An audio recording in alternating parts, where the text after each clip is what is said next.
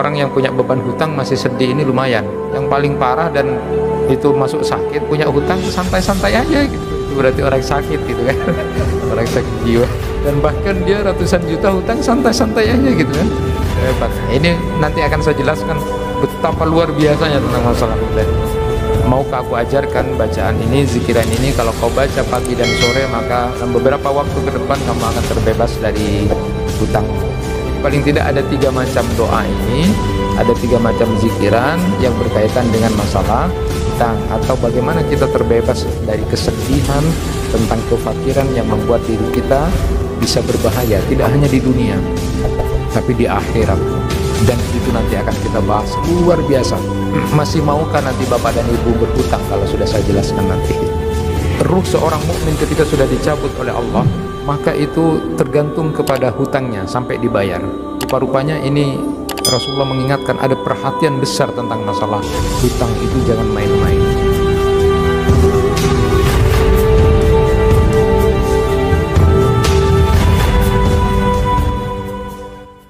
Assalamualaikum warahmatullahi wabarakatuh.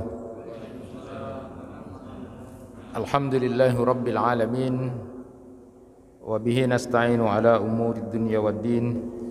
Ashhadu an la ilaha illallah wahdahu la syarikalah, wa ashhadu anna Muhammadan abduhu wa rasuluh. Allahumma salli wa sallim ala nabiyyina Muhammad wa ala alihi wa ashabihi ajma'in. Rabbi shrah li sadri wa yassir li amri wahlul 'uqdatam min lisani yafqahu qawli. Amma ba'd. Jamaah kuliah maghrib yang dirahmati Allah, malam ini kita akan melanjutkan kajian tentang zikir-zikir dan doa-doa dari kitab Al-Wabilus Shayyib. Pada kesempatan yang berbahagia ini kita akan ambil bab tentang zikir, bagaimana terhindar dari banyak hutang atau bisa lepas dari bahaya lilitan hutang itu. Fi dzikri alladzi yudfa'u bihi ad-dain wa yurja qada'uhu. Jemaah yang dirahmati Allah, bahwa dalam kehidupan muamalah kita kadang-kadang kita berurusan dengan masalah tutup lubang, gali lubang gitu. Kita kadang-kadang butuh tentang masalah uang atau dana itu. Oleh karena itu banyak juga orang yang akhirnya sedih dan susah ketika tidak mampu untuk membayar. Dan paling parahnya, efek dari hutang itu amat sangat luar biasa, nanti kita akan bahas. Kesusahan atau kesedihan tidak bisa membayar itu rupa-rupanya juga sudah banyak dialami oleh orang-orang terdahulu, termasuk di zaman Rasulullah SAW. Itu sudah banyak yang sedih ketika tidak mampu untuk membayar hutang itu. Oleh karena itu kita akan bacakan beberapa riwayat yang berkaitan tentang zikir dan doa, bagaimana kita bisa terhindar dari lilitan hutang. Jadi kalau berhutang itu tidak apa-apa, yang berbahaya itu kalau terlilit, jadi sudah tidak bisa kemana-mana gitu ya, kesana kena, itu yang berbahaya. Kalau berhutang masih biasa itu dalam muamalah. Nah, jemaah yang dirahmati Allah, fi Tirmizi an Ali radhiyallahu anna muqataban ja'ahu faqal inni ajastu an katabati fa'inni faqal ala u'allimuka kalimatin allamanihinna Rasulullah sallallahu alaihi wasallam law kana 'alaika misla jabalin uhud dainan addahullahu anka qul Allahumma kfini bihalalika an haramika wa agnini bifadlika amman siwak. Qala Tirmidzi, hadis hasan. Jemaah yang dirahmati Allah, di bab zikir ini diriwayatkan bahwa ada seorang mukatab yang datang kepada Ali bin Abi Thalib. Mukatab itu adalah seorang budak yang berjanji kepada tuannya akan membayar dirinya untuk bisa terbebas atau merdeka dengan jalan menyicil uang untuk bisa menjadi orang yang bebas, tidak lagi menjadi budak. Jadi itu mukatab. Jadi mukatab itu budak yang ingin menyicil dirinya, bayar kepada tuannya supaya nanti pada titik tertentu sudah merdeka, terbebas dari budak itu. Dia nyicil gitu ya. Nah, mukatab ini datang kepada Ali. Rupa-rupanya mukatab ini tidak ada biaya lagi untuk melanjutkan cicilannya gitu ya. Cicilannya itu tidak bisa dicicil. Ini gimana gitu? Minta tolong kepada Ali, fa'in, minta tolong saya, katanya mukatab itu, saya tidak bisa bayar lagi ini, padahal sudah berjanji akan menyicil kepada tuanku untuk bisa menjadi orang yang bebas. Lalu kemudian Ali bin Abi Thalib, maukah aku ajarkan kepada kamu kalimat-kalimat ini atau zikir ini atau doa ini diajarkan oleh Rasulullah kepadaku, yang kalau itu dibaca maka andaikan kamu pun punya hutang sebesar gunung Uhud, maka kamu akan bebas dari hutang itu dan Allah akan membantu untuk membayar hutang itu.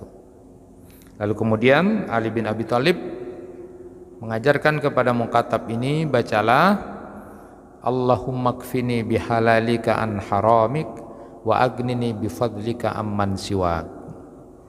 Nah, ini menarik luar biasa ya, yang diajarkan oleh Rasulullah kepada Ali, dan Ali ketika dimintai tolong oleh seorang mukatab untuk membayar, membantu cicilannya, tapi justru diberikan doa, diberikan zikir supaya kemudian terbebas dari lilitan hutang itu.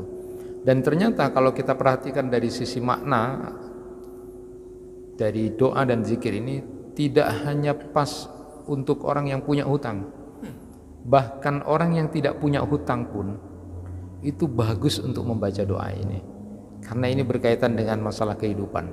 Kalau diterjemahkan itu, Allahumma kfini bihalalika an haramik, ya Allah, berikan aku kecukupan dari yang halal saja sehingga aku terhindar dari yang haram.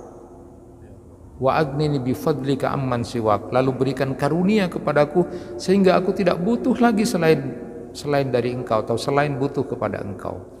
Ini doa yang luar biasa. Memang Rasulullah mengajarkan kepada Ali untuk masalah hutang piutang atau tentang masalah kesedihan, kefakiran, ketidakmampuan dana dan sebagainya. Ini harus kita baca sebagaimana Rasulullah mengajarkan kepada Ali, dan Ali mengajarkan kepada mukatab ini. Hatta orang yang tidak punya hutang pun sebenarnya bagus untuk memahami doa ini.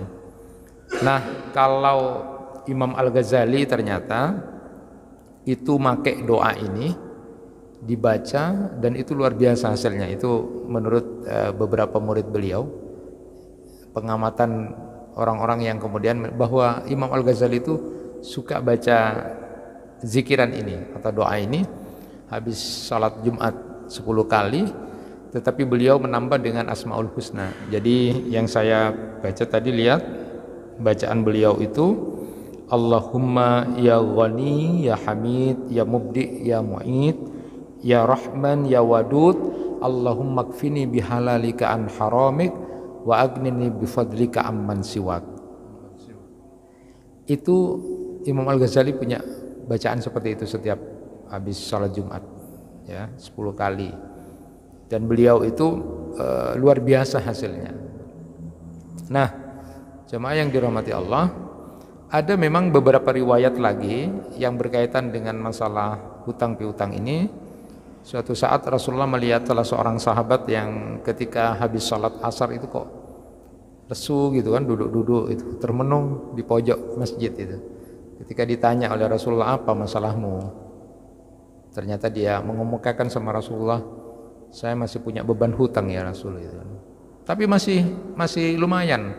Orang yang punya beban hutang masih sedih ini lumayan. Yang paling parah dan itu masuk sakit, punya hutang santai-santai aja gitu. Itu berarti orang sakit gitu kan. Orang sakit jiwa. Dan bahkan dia ratusan juta hutang santai-santai aja gitu kan. Hebat. Nah, ini nanti akan saya jelaskan betapa luar biasanya tentang masalah hutang itu. Nah, ketika itu kemudian Rasulullah SAW mengajarkan kepada sahabat ini riwayat Abu Umamah, maukah aku ajarkan bacaan ini, zikiran ini, kalau kau baca pagi dan sore maka dalam beberapa waktu ke depan kamu akan terbebas dari hutangmu, ya. Ini yang sudah kita kenal, doa yang sudah biasa kita baca. Allahumma inni a'udzubika minal hammi wal hazan wa a'udzubika minal azzi wal kasal wa a'udzubika minal jubni wal bukhl wa a'udzubika min ghalabatid dain wa qahri rijal. Jadi ada 8 permohonan yang diajarkan oleh Rasulullah SAW kepada salah seorang sahabat yang punya masalah ini. Jadi nanti saya pernah ditanya oleh orang yang memang masalah hutang itu banyak lah. Orang berpikir masalah uang. Itu doanya kalau dikumpulkan semua gimana? Ya baca semua enggak apa-apa saya bilang. Nah, riwayat yang kedua ini dikatakan sahabat itu kemudian 3 bulan berikutnya sudah berhasil untuk melunasi hutangnya. Dia baca pagi dan sore, dia rutin, lalu dia berikhtiar, lalu bisa bayar. Ya tentu syaratnya nanti ya sambil bayar ya, bukan cuma doa ya. Doa tidak bayar, ya tidak bisa terbayar itu. Jadi doa, zikir terus dibayar sama yang punya, yang menghutangi, jangan kemudian cuma bayar doa gitu. Nanti Allah akan bantu kata Rasulullah, dan itu terbukti ya permohonan itu yang kedua. Yang ketiga itu ada juga riwayat yang menyatakan bahwa doa itu juga diambil dari Al-Quran, yang sering biasanya ada relevansinya dengan masalah pelantikan, terus jabatan dan sebagainya. Ternyata juga dibaca. Allahumma malikal mulki tu'til mulka man tasa wa tanzi'ul mulka mimman tasa wa tu'izzu man tasa wa tudhillu man tasa biyadikal khair innaka ala kulli syai'in qadir. Itu dibaca. Jadi paling tidak ada 3 macam doa ini, ada 3 macam zikiran yang berkaitan dengan masalah hutang, atau bagaimana kita terbebas dari kesedihan tentang kefakiran yang membuat diri kita bisa berbahaya, tidak hanya di dunia tapi di akhirat. Dan itu nanti akan kita bahas luar biasa. Masih maukah nanti bapak dan ibu berhutang? Kalau sudah saya jelaskan nanti, masih maukah berhutang? Kalau Rasulullah SAW mengajarkan seperti itu, karena nanti luar biasa efeknya itu, nanti akan saya jelaskan. Jemaah yang dirahmati Allah, mari bersama-sama dulu kita baca Allahumma kfini bihalalika an haramika wa agnini bifadlika amman siwaka. Nanti kemudian yang kedua, biasanya doanya adalah Allahumma inni a'udzubika minal hammi wal hazan wa a'udzubika minal azzi wal kasal wa a'udzubika minal jubni wal bukhl wa a'udzubika min ghalabatid dain wa qahrir rijal. Min ghalabatid dain wa qahrir rijal, ya. Nah, itu dibaca pagi dan sore. Kalau yang tadi itu bebas, hanya saja Imam Al-Ghazali itu punya kebiasaan habis salat Jumat. Sedangkan yang ketiga, yang di dalam Al-Quran itu boleh dibaca kapan saja, boleh digabung 3-tiganya. Nah, jemaah yang dirahmati Allah, saya akan menjelaskan betapa dahsyatnya tentang masalah hutang itu, sehingga kemudian kita harus berhati-hati. Rasulullah SAW bersabda, ini riwayat dari Abu Hurairah radhiyallahu an, nafsul mu'min mu'allaqatun bidainihi hatta yuqda'an. Ruh seorang mukmin itu tergantung kepada hutangnya hingga dibayarkan hutangnya. Hadis riwayat Ahmad. Nah, ini menarik jamaah yang dirahmati Allah. Orang yang mau meninggal dunia itu ternyata punya beban berat kalau masalah hutang itu. Di dalam hadis ini disebutkan bahwa ruh seorang mukmin ketika sudah dicabut oleh Allah, maka itu tergantung kepada hutangnya sampai dibayar. Rupa-rupanya ini Rasulullah mengingatkan ada perhatian besar tentang masalah hutang itu, jangan main-main. Di dalam Syarah Riyadhus Shalihin itu disebutkan bahwa hadis ini berbicara tentang seolah-olah jiwa manusia itu ketika sudah berada di alam kubur maka tergantung kepada hutangnya. Dia akan merasa sakit karena menunda penyelesaian hutangnya. Berat. Mari kita nanti dengarkan terus bagaimana, apakah masih mau berhutang. Ya kalau masih butuh ya berhutang memang. Tapi paling tidak perhatikan dulu ini. Ada juga keterangan yang menyampaikan bahwa orang yang kemudian mati tapi dia masih meninggalkan hutang, dia tidak akan merasakan gembira, dia tidak akan merasakan senang, dia tidak akan merasakan lapang dengan kenikmatan karena dia misalnya sudah jadi orang baik sebelum kemudian kewajiban bayar hutangnya belum diselesaikan.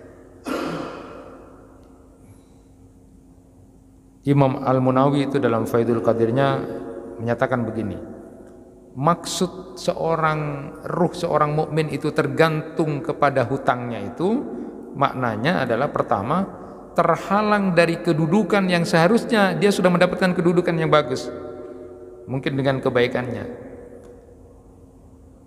tetapi kemudian dia tidak jadi mendapatkan kedudukan itu gara-gara dia masih punya hutang.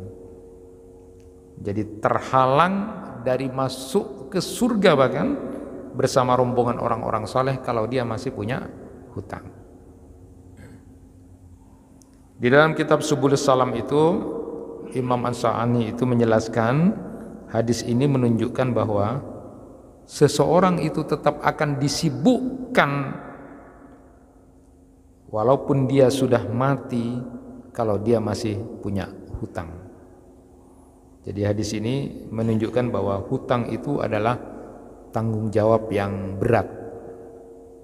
Ya. Bisa dibayangkan kalau hutang saja itu merupakan tanggung jawab yang berat, padahal itu yang menghutangi sudah ridho, apalagi kemudian itu mengambil punyanya hak orang lain dengan cara mungli, mencuri, korup dan sebagainya. Itu bahayanya luar biasa nanti, bahayanya luar biasa.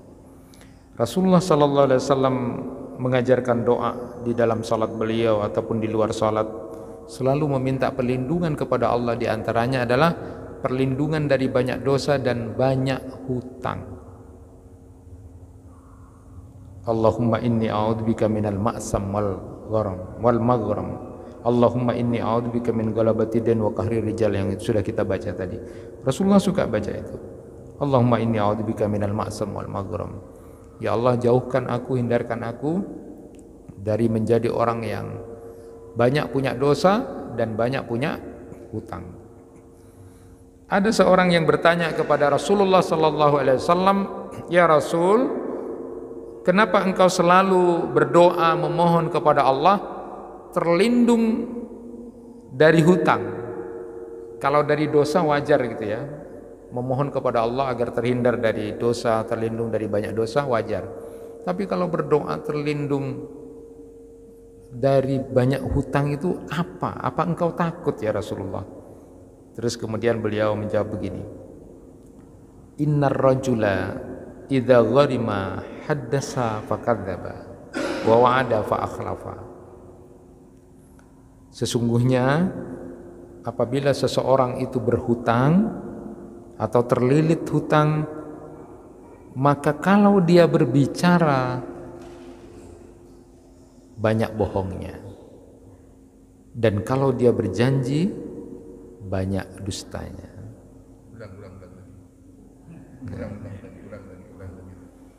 Kenapa kemudian berbahaya punya hutang itu? Kenapa Rasulullah berdoa kepada Allah agar terhindar dari banyak hutang itu? Karena disebutkan oleh Rasulullah SAW, bila seseorang itu terlilit hutang, bila seseorang itu kemudian banyak hutangnya, maka nanti dia punya kebiasaan, akan terbiasa ketika berbicara banyak bohongnya. Bodoh poi, bodoh.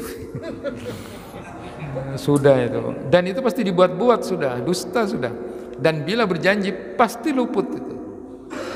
Nah, tentu saja ini adalah ajang untuk cepat menjadi orang munafik gitu. Sudah ngomongnya bohong, janjinya tidak ditepati, setiap hari ngarang-ngarang supaya berbohong, setiap hari itu. Dan itu yang berbahaya. Itulah kenapa kemudian Rasulullah mengajarkan doa agar terhindar dari lilitan hutang. Karena kita tidak akan menjadi orang benar, punya kemungkinan besar untuk menjadi orang yang tidak benar dengan hutang itu. Nah, saya sampaikan lagi hadis dari Muhammad bin Jahsy radhiyallahu an, dia berkata, pada suatu hari kata beliau, kami ini bersama dengan Rasulullah duduk-duduk di penguburan ya, di pekuburan, duduk bersama Rasulullah di satu penguburan jenazah itu. Lalu kemudian suatu saat Rasulullah ketika duduk-duduk bersama sahabat, wajahnya melihat ke atas ke langit, lalu kemudian beliau menyatakan begini setelah itu, melihat ke langit sambil menyatakan, Subhanallah, madza nuzzila minat tasydid. Subhanallah, betapa beratnya ancaman yang diturunkan ini ya Allah. Kami para sahabat waktu itu diam, kata Rasulullah, diam mendengar Rasulullah menyatakan Subhanallah, begitu sangat beratnya ancaman ini. Kami para sahabat waktu duduk-duduk bersama Rasulullah itu diam. Padahal kami masih bertanya, kenapa kok tiba-tiba Rasulullah menyatakan ini ancaman berat gitu kan. Baru kemudian kata perawi hadis ini, baru kemudian besok harinya kami berani bertanya kepada Rasulullah, ya Rasulullah, ma hadat tasdid alladhi nuzila. Ya Rasulullah, ancaman berat apa yang turun dari Allah kepada engkau kemarin waktu kumpul-kumpul kemarin, waktu di penguburan, kok tiba-tiba engkau mengatakan begitu? Apa jawab Rasulullah sallallahu alaihi wasallam? Walladzi nafsi biyadihi law anna rajulan kutila fi sabilillah summa uhiya summa kutila wa alaihi dain ma dakhala al jannah hatta yugda anhu dainuhu. Demi Allah yang jiwaku berada di tangannya, seandainya seorang laki-laki terbunuh fisabilillah, kemudian dihidupkan lagi kembali, kemudian terbunuh lagi, kemudian dihidupkan lagi, kemudian terbunuh lagi, sementara dia mempunyai hutang, maka dia tidak akan masuk surga hingga dia bisa melunasi hutangnya. Subhanallah, luar biasa ini. Kita memahami bahwa amal jihad itu, mati di jalan Allah fisabilillah itu amal yang utama sudah. Sampai kemudian berulang Rasulullah menyatakan dia kemudian hidup lagi, artinya diberi kesempatan karena memang pahalanya besar itu. Syahid itu.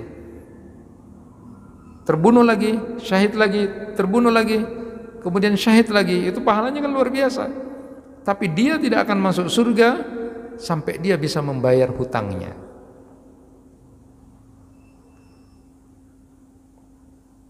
Selaras dengan itu, jamaah yang dirahmati Allah, Rasulullah sallallahu alaihi wasallam sudah pernah menegaskan, yughfaru lisyahid kullu dhanbin illa ad-dain. Orang yang mati syahid itu diampuni semua dosa-dosanya kecuali hutang. Kita memahami itu bahwa amal jihad itu luar biasa, tetapi ternyata bisa menjadi bermasalah kalau masih punya hutang. Dari Sauban radhiyallahu an, Rasulullah sallallahu alaihi wasallam bersabda, man faraqar ruh al jasad wa huwa bari'un min salasin al kibru wal gulul wad dain dakhala al jannah. Apabila ruh telah terpisah dari jasad, sedang dia terbebas dari tiga hal, dia terbebas dari tiga hal ini, maka dia pasti akan masuk surga. Terbebas dari rasa sombong, terbebas dari korup atau gulul, dan kemudian terbebas dari hutang, maka dia pasti masuk surga. Luar biasa. Jadi salah satu yang bisa menghalangi orang masuk surga itu adalah ad-dain, hutang. Jadi sebenarnya kalau dia seorang mukmin yang baik, muslim yang baik, ketika sudah meninggal dunia dan dia terbebas dari 3 hal itu, yaitu sombong, korup atau gulul, dan dia terbebas dari hutang, maka dia akan masuk surga. Jadi berat. Jadi hutang itu juga masih menjadi persoalan yang besar. Saya ingin lanjutkan lagi. Ini riwayat dari Jabir radhiyallahu an, diriwayatkan bahwa Rasulullah sallallahu alaihi wasallam pernah suatu saat enggan, tidak mau untuk mensalatkan jenazah yang masih punya hutang. Lalu karena Abu Qatadah waktu itu menyatakan, biar saya yang nanggung ya Rasulullah, biar saya yang nanggung ya Rasulullah tentang hutang jenazah ini, biar saya yang nanggung. Maka baru kemudian Rasulullah sallallahu alaihi wasallam bersedia untuk mensalati jenazah itu. Lah, besoknya Rasulullah tanya sama Abu Qatadah itu, yang menjamin itu, sudah kamu bayar? Yang kemarin itu sudah meninggal itu, yang kamu katanya mau nanggung. Sudah barusan ya Rasulullah, sudah barusan ya Rasulullah. Lalu kemudian Rasulullah menyatakan, al-an baradat alaihi jilduhu. Sekarang baru dingin itu jenazah itu, kulitnya baru dingin, baru tenang. Bagaimana dengan bapak dan ibu sekalian? Kalau orang tua kita mati, punya banyak utang, anak-anaknya tidak ada yang mau bertanggung jawab, panas itu. Kalau Rasulullah memberikan gambaran al-an baradat alaihi jildu, itu baru tenang, itu sudah, mayatnya sudah tenang sekarang karena sudah dibayar hutangnya, baru dingin. Berapa waktu, hitungan setiap waktu ketika misalnya ada orang tua yang meninggal dunia dengan punya hutang, anak-anaknya itu mampu semuanya, tapi tidak ada yang mau bertanggung jawab dan bahkan bakhil untuk memberikan pelunasan terhadap hutang orang tuanya. Dan itu masih musyawarah kelamaan. Tiap hari bingung semuanya, bingung lagi. Masya Allah. Ini luar biasa. Ini luar biasa. Sehingga hutang itu sesuatu yang berbahaya bila kemudian tidak dilunasi. Dari Uqbah bin Amir radhiyallahu an, bahwa dia mendengar Rasulullah sallallahu alaihi wasallam bersabda, la tukhfu anfusakum ba'da amniha. Qalu wa madaka ya Rasulullah? Qala ad-dain. Jangan kalian membahayakan diri kalian setelah diberikan keamanan oleh Allah, diberikan keselamatan oleh Allah. Apa yang membahayakan itu ya Rasulullah? Kemudian dijawab oleh Rasulullah, hutang. Jadi di akhirat pun nanti apabila ada seorang yang meninggal dunia dalam keadaan punya hutang, maka cara membayar dan cara melunasi hutangnya tidak lagi dengan membayar pakai uang, karena di akhirat tidak ada dirham, tidak ada dinar, yang ada adalah kebaikan dan kejelekan. Sehingga cara membayar hutang orang yang meninggal dunia dalam keadaan punya hutang, maka bayarannya adalah kebaikan-kebaikan yang sudah dia lakukan. Betapa berbahayanya kalau nilai amal-amal yang kita lakukan, kebaikan-kebaikan yang kita lakukan menjadi pembayar hutang kita. Padahal nanti di akhirat itu sedikit amal, nilai pahala itu begitu sangat berharga untuk bisa membuat timbangan mizan itu lebih banyak kebaikannya. Tapi kalau kemudian kebaikan-kebaikan yang dilakukan itu, pahala-pahala kebaikan yang kita lakukan, dipaksa harus untuk membayar hutang-hutang kita yang tidak terbayar di dunia, maka akan menjadi orang merugi dan bahkan bisa menjadi orang bangkrut gara-gara masalah hitungan hutang. man mata wa alaihi dainun falaysa dinar wala dirham walakinnaha alhasanat wassayiat, rawahu Ahmad. Jadi nanti bayarnya itu pakai amal pahala itu. Iya, kalau kita kemudian amalnya masih banyak itu. Kalau kemudian itu sudah habis-habis, bahkan tidak punya nilai amal yang betapa sangat luar biasanya masalah dain itu. Jadi dengan demikian menjadi penting diingat, terutama bagi para ahli waris, setelah proses penguburan itu segera menguburkan jenazah, maka segera untuk melunasi hutang-hutang yang meninggal dunia dan menjalankan apa yang menjadi wasiat ya. Mbak diwasiatin yusi biha audain. Jadi yang harus dilakukan oleh ahli waris itu adalah jangan sudah menghitung-hitung dan mulai merencanakan bagaimana cara membagi warisan. Tetapi orang-orang, anak-anak, para ahli waris yang kemudian berbakti kepada orang tuanya adalah tidak ada pikiran itu dulu. Hilangkan dulu pembagian warisan itu. Kewajiban yang harus dilakukan untuk menenangkan jenazah yang sudah meninggal itu adalah membayar hutang-hutangnya dan menjalankan apa yang menjadi wasiatnya. Jadi hutang-hutang itu harus dibayar ya. Jangan keburu dibagi ya. Kumpul dulu ahli waris, lalu kemudian ini gimana, punya utang apa enggak, bapak punya utang enggak, ibu punya utang, berkumpul dulu. Jadi nanti kalau kemudian masih punya utang, jual saja harta ini, jual saja rumah ini. Jangan kita berpikir untuk masalah segera itu. Kita janjiin kepada yang hutang, datanglah. Makanya hakul adam itu kan datang. Makanya kalau kita mau meninggal dunia itu paling tidak yang harus kita lakukan adalah di samping kita minta maaf hakul adam ya, kita pada Allah dulu.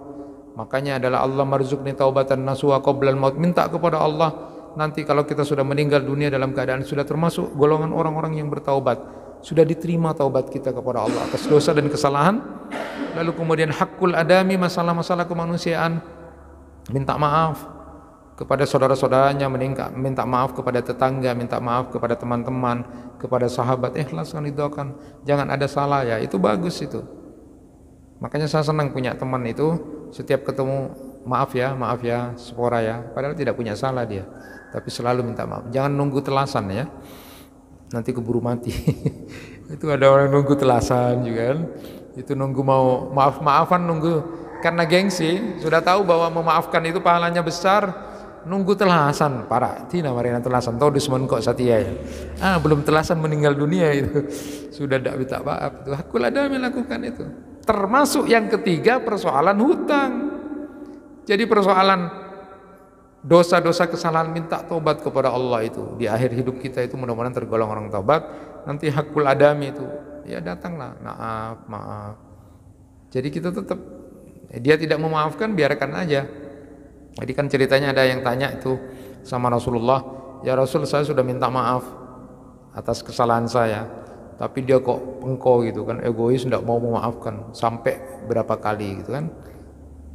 Lalu Rasulullah SAW mengatakan, nanti Allah akan menghisap. Kalau cara meminta maaf kamu sudah benar, kamu sudah tetap melakukan kebaikan walaupun dia tidak mau memaafkan, kamu terus berbuat baik, minta maaf, terus berbuat baik, tapi dia tetap begitu, nanti akan dihisap oleh Allah. Nanti bahkan dia akan ditaburi dengan abu dari neraka karena dia tidak mau memaafkan. Tapi dengan catatan sudah terus minta maaf dan terus berbuat baik. Karena kadang-kadang ada, Pak, saya sudah minta maaf tapi baru sekali, Pak. Orang namanya masih sakit hati kan, masih lama tuh. Kok enak dia nempeleng orang, mukul, setelah itu engkau sapora ya, ki sakit, terus setelah itu engkau minta maaf lah, tak sapora. Wah, itu salah. Jadi nanti penghisapan itu berulang-ulang, sampean itu mukul orang sampai sakit misalnya, terus cuma minta maaf sekali. Oh ya janganlah sampai dia luluh. Tapi kalau dia terus tidak memaafkan, itu nanti Allah yang menghisap. Karena nanti Allah dalam konteks kemudian bagaimana dengan Abu Bakar As-Siddiq itu ditawari, Kalau kamu mau bersikeras tidak memaafkan saudaramu, bagaimana seandainya aku, kata Allah, juga tidak mau memaafkan dosa-dosa dan kesalahanmu itu? Masuk neraka kamu, mau milih mana? Mau dapat ampunanku dengan jalan kamu memaafkan saudaramu itu, memilih itu, atau kau tetap tidak mau memaafkan? Ada orang yang egois, mas ke nangis dera sampai dia tak ada maaf, betul. Sakit, tak bisa dah. Nah, itu ada orang begitu, Pak. Ada sampai mati-mati seperti itu, Pak. Memang tetap akan dihisap itu nanti. Tapi kerugian buat dirinya karena dia tidak memanfaatkan momentum memaafkan. Kenapa? Karena di antara 3 amalan yang unlimited pahalanya itu adalah memaafkan. Jadi 3 amalan yang unlimited itu puasa, memaafkan, dan sabar. Kalau puasa sudah sama-sama kita tahu kan, bahwa Allah sendiri yang akan balas ganjarannya orang yang berpuasa. Karena dia luar biasa. Allah sendiri yang membalas, artinya unlimited, Allah, sekehendak Allah itu. Yang kedua, memaafkan. Jadi memaafkan itu memang gak gampang, berat. Makanya unlimited pahalanya itu. Dan yang sabar itu adalah innama yuwaffas sabirun ajrum bighairi hisab. Orang yang bersabar itu unlimited pahalanya. Karena dia berada dalam itu. Nah, dia punya momentum memaafkan, tapi dia egois. Bahasa kita itu kalau dia tidak punya kecerdasan spiritual, dia bodoh sebenarnya. Abu Bakar As-Siddiq saja kan masih mau memaafkan itu kepada Mistah bin Usasa itu. Walaupun dia sudah memfitnah putrinya Aisyah radhiyallahu anha sebagai wanita yang berselingkuh, dia yang memfitnah, padahal dia dibantu oleh Abu Bakar As-Siddiq. Tapi kemudian dipilih, dia tidak akan bantu lagi. Jadi Abu Bakar itu karena sudah mangkel, punto mas afitnar ya, bahasanya kan gitu kan, wajar manusiawi kan, kelar ya, tidak tekir. Akhirnya setelah ada kabar bahwa Aisyah itu bersih, ya, awalnya kan berniat untuk tidak membantu lagi itu Abu Bakar, tapi kemudian ditawarkan oleh Allah, jangan kamu menghalangi untuk membantu orang lain ketika kamu mendapatkan rezeki dari Allah. Maukah engkau dapat ampunan dari Allah, maaf dari Allah, tetapi kamu kemudian memaafkan kesalahan orang lain juga? Aku lebih memilih itu ya Allah. Akhirnya apa? Abu Bakar tetap memberikan bantuan kepada Mistah bin Usasa, bahkan ditambahi katanya. Ditambahi loh Pak. Hebat. Kenapa? Karena dia ingin mendapat ampunan dari Allah. Tapi kalau kita egois, natinara, sambil tak jelas itu, natinara, terus itu sampai pagi tak apa, wah sudah. Itu momentum itu. Tapi sekali lagi ini tidak mudah, manusia itu tidak mudah.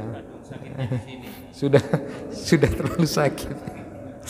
Sudah manusia itu seperti itu. Nah, jadi kalau kembali kepada persoalan ini, jadi sangat rugi kalau kemudian kita mati meninggalkan banyak hutang itu. Kalau ahli waris itu paham, ya, tidak ada masalah. Makanya nanti kan ditulis itu. Nah, kenapa ditulis? Supaya kalau kita mati kemudian ahli waris bisa baca. Kita ini kadang-kadang aneh kok. Perintah di dalam Al-Quran sudah jelas. Ayat yang paling panjang itu berbicara tentang hutang di dalam Quran, surat Al-Baqarah itu ayat yang paling panjang itu berbicara tentang bila kamu berhutang faktubuhu, ya, tulis.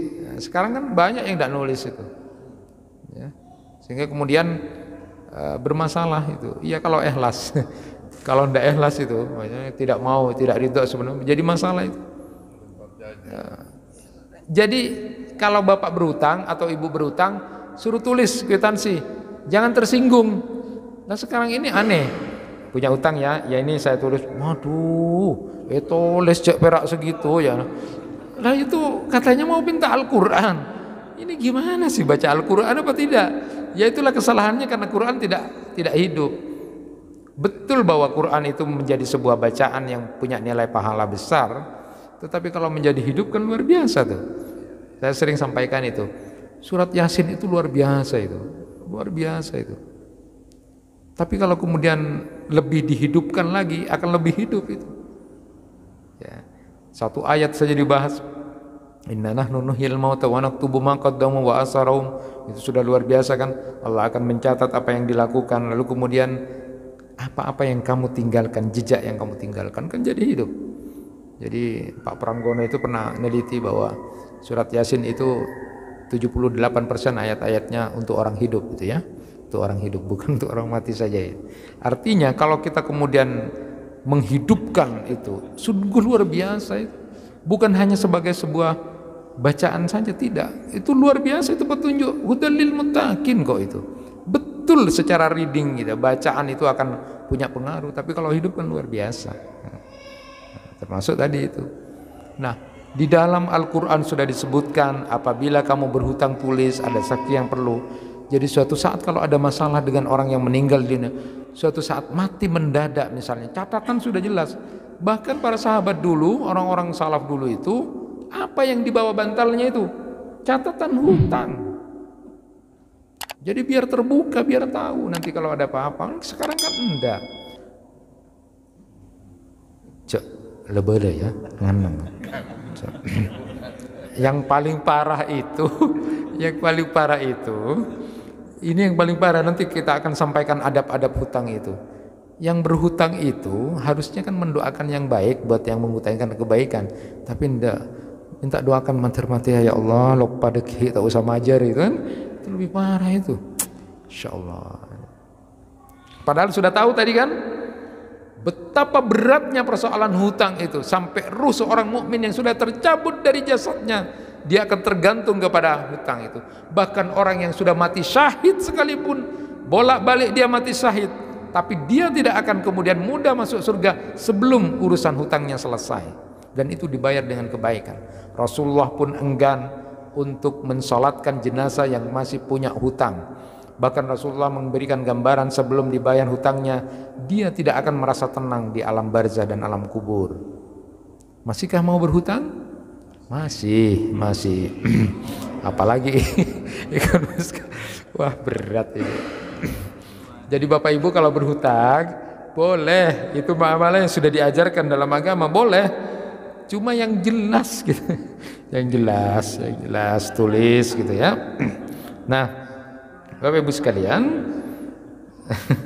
kenapa? Doakan mudah-mudahan saudaranya yang punya utang diberikan kemudahan Bapak ya, rezeki. Ya Allah berikan rezeki dia sehingga bisa bayar utang. Jangan kemudian yang sekarang kan justru takut mau minta hutang ya, mau nagih hutangnya takut karena dia marah ya. Itu orang punya utang itu tidak enak kok. Makanya kan disebutkan tadi Rasulullah kan berdoa begitu, apa diantaranya berbicara bohong, ketemu orangnya dari jauh sudah palangnya. Orang mau silaturahim sudah takut ke rumahnya. Aduh, nanakia boleh. Padahal itu enggak sudah. Nah, saya ingin sampaikan Bapak dan Ibu sekalian bahwa di dalam ajaran Islam itu ada yang namanya pinjaman, ya, pinjaman yang baik, ya, qardun hasan. Ada juga pinjaman yang tidak baik, yaitu pinjaman ribawi. Nah, pinjaman yang baik atau qardun hasan itu ada dua. Yang pertama adalah pinjaman seorang hamba untuk Rabbnya, seperti infak, sedekah, masjid ini ya, tidak apa-apa.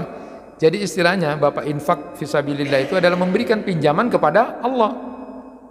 Wah, nanti balasannya itu luar biasa. Jadi infak fisabilillah untuk masjid, untuk sekolah, untuk hal-hal kebaikan umum, itu adalah nilainya merupakan pinjaman yang baik karena meminjamkan harta kita kepada Allah. Itu pinjaman yang baik. Kemudian yang kedua adalah pinjaman seseorang kepada orang yang mau berhutang. Jadi Bapak kalau memang ada kelebihan, lalu kemudian ada yang mau berhutang, tidak mengganggu perekonomian kita, maka itu pinjaman yang baik. Beri pinjaman kalau memang dia memang butuh. Nah, tentu ada adab-adabnya. Saya singkat saja. Adab orang yang berhutang pertama itu berniat untuk membayar atau melunasi. Ini kadang-kadang ada orang yang berhutang, latina rahmatullah deki. Pokoknya utang lo. Jangan. Rasulullah sallallahu alaihi wasallam menyatakan, man akhada amwalan nas yuridu adaha adallahu anhu, wa man akhada yuridu itlafa atlafahullah.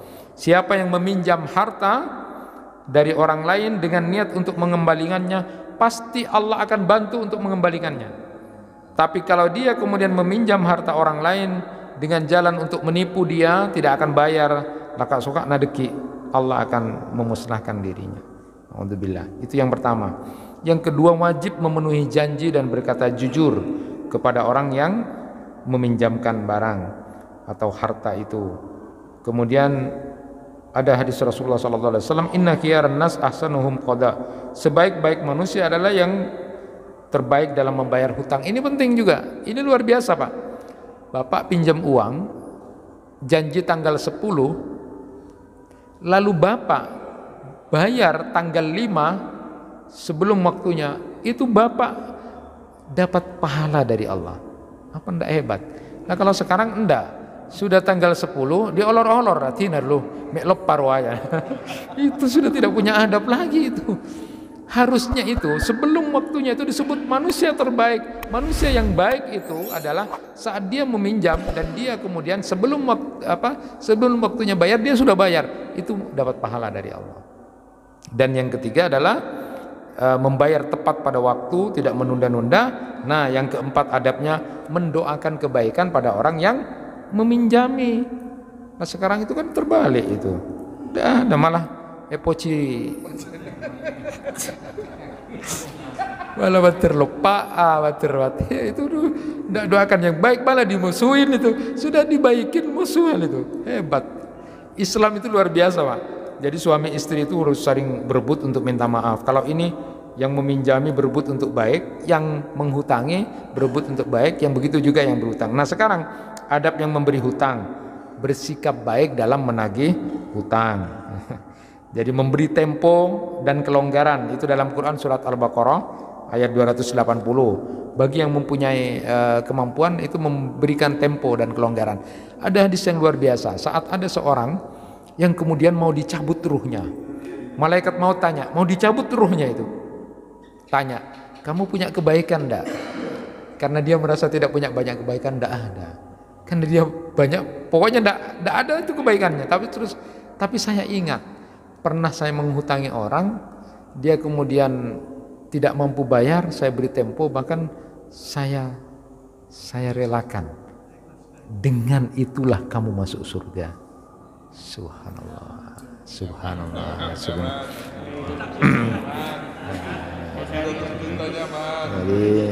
Jadi kalau kira-kira menghutangi masjid, menghutangi apa ya, pamaloppa latina loppang kok lah. Oh, itu luar biasa itu ya. Enggak lah, ya itu bahasanya, kalau bahasa secara umum itu paling tidak ketika ada seorang yang mau dicabut oleh malaikat maut, ternyata dia ditanya, kamu merasa yakin punya kebaikan yang kira-kira diterima oleh Allah?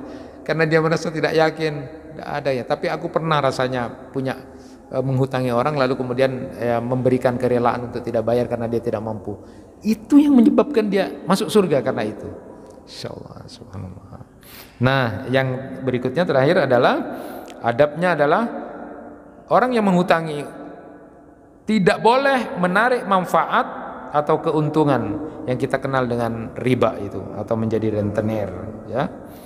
Jadi keduanya harus saling berlomba untuk berbuat baik.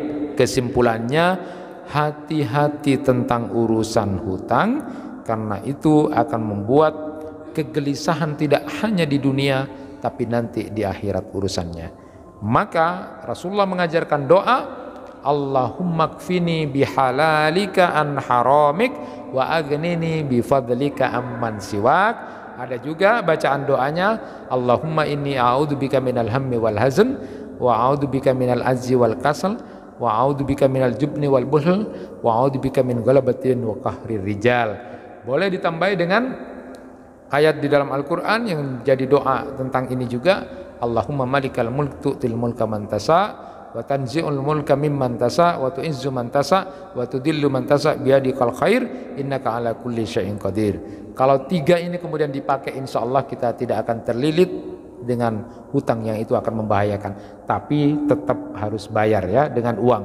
Tidak bisa dengan bayar dengan doa. Mudah-mudahan Allah melindungi kita dari terlilit hutang sehingga kita akan membahayakan diri kita.